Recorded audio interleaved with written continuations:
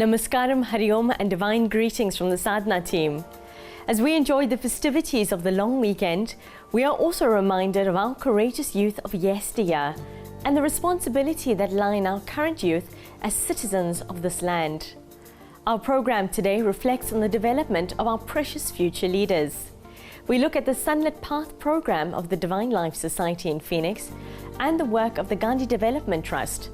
On Conscious Cooking, Anuradha whips up some quick and easy dips, and MK Angajan moves on to Chapter 8 in our Bhagavad Gita series.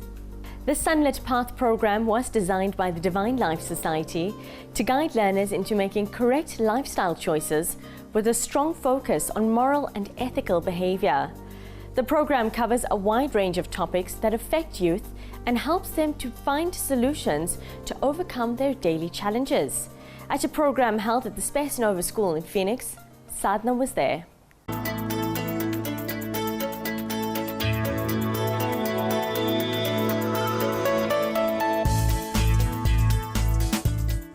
The Sunlit Path program was initiated by Puja Swamiji around 2005-2006. It was actually a follow-up to the disaster that occurred in Chatsworth many years ago when 13 children died. And Swamiji said that we need to provide some kind of a home for children who have problems. And then the concept of the Sunlit Path Center came up. And the natural consequence to that was to have a Sunlit Path Club.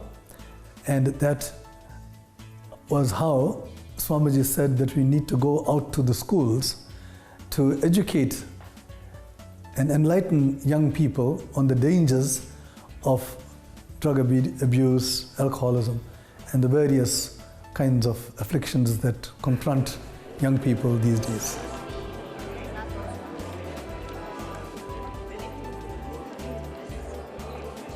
In looking for excellence in maths and science and geography and history and all the academic subjects, we must admit a deficit that this education system seems to lack a values base. The first program is the initial program where the learner has not had exposure to us. So in that program, we identified 3 talks. The talks are on prayer and celibacy and foot massage. Then we have another talk on the role of hostile forces, all those things associated with the hostile forces. And then we have a very important talk on depression. It is our earnest wish, our fervent prayer, that we should educate them about depression, the causes of depression, and how to overcome depression. At our last gathering. Shanti, please speak to us. This program allows the children to actually think about what they're doing, makes them aware and alert, because we talk about the harmful effects of drugs, alcohol, gambling, as well as teenage pregnancy. We talk about celibacy, which no other organization, I think, really talks to children about indulging in sex before marriage and so on. So the program makes children think carefully about their actions, because they are in the program and they committed to themselves. The spiritual diary is a conversation, a communication with God, and it's a one-to-one relationship between the person who is filling the diary and God, who is the creator and the solver of all problems.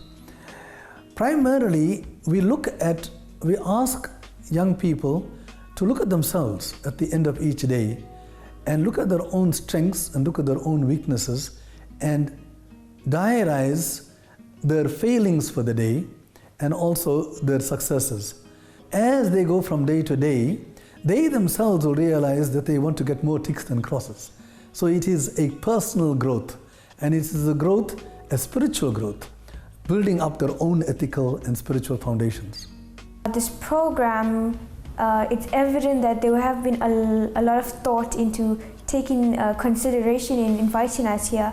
And I feel that prayer is very important because prayer is like a communication to God. Whenever we're facing trouble, whenever we're sad, we just look to God. And I think we as young students, even though the social ills that we face like suicide, depression, I feel that when we come to God, when we start to pray, we ask for God's advice, and after we pray, we feel so much better and so much relieved.